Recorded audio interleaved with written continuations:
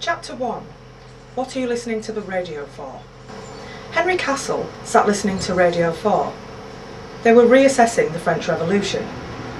Let them eat cake, he thought. Such glibness would get him nowhere. He had to penetrate deeper.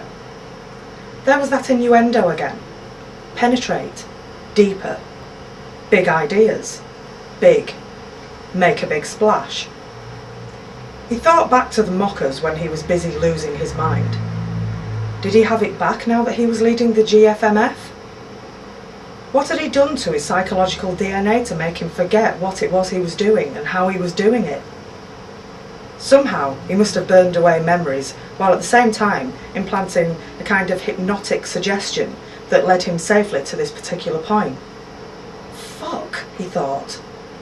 The pièce de résistance was that somehow he had avoided the worst of the humiliations that he could have faced.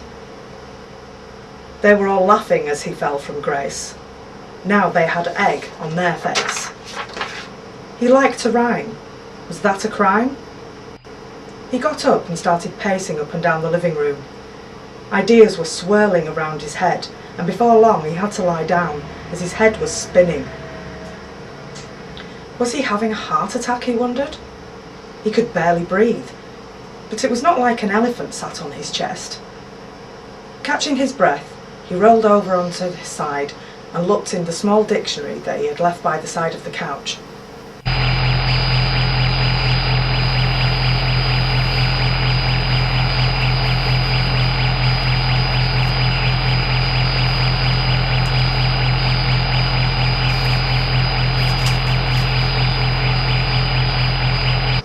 Clone. Noun. A group of plants or organisms produced asexually from one ancestor. Verb. To propagate or become propagated as a clone.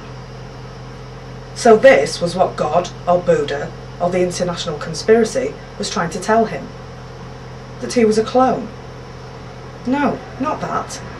Deeper. That the story he was living was cloned. Yes. But cloned from what? He decided to ring Sally.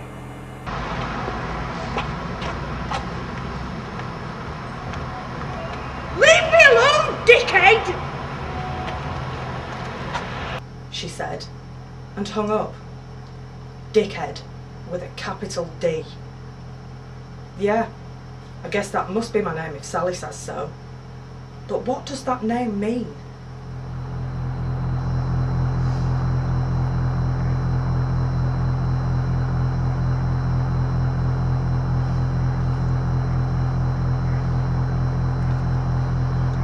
Dickhead woke in the dark. He had drifted off. The heating was on, and there were beads of sweat on his forehead.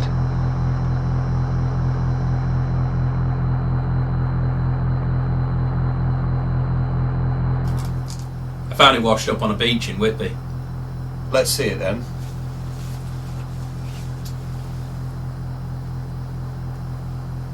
Dickhead was worried that his friend was having another psychotic episode. This was clearly not the shaft of the Hammer of Thor. This was just like the time he'd called round with an empty tin can and told him he'd found the Holy Grail. So you're trapped in a Phillip K Dick novel again? Phillip K... You mean this has happened before? Dickhead! Steady on. No, not you. Me. Sally called me Dickhead and I've been trying to figure out what she meant. Now I know. I'm so pleased for you. Dickhead was now convinced that his friend Griffin was not at all psychotic, but in fact had a very deep insight into the nature of reality. So maybe this was the shaft of Millmore.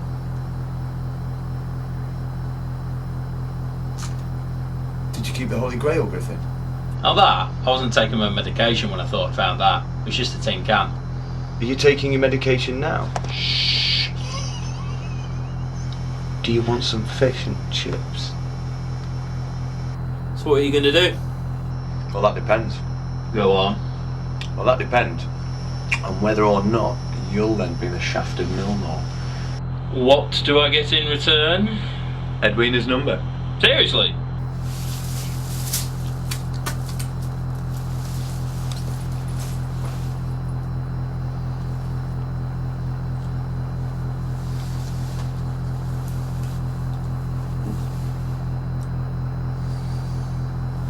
my friend.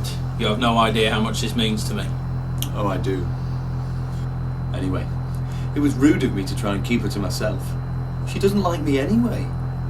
Maybe you can do better.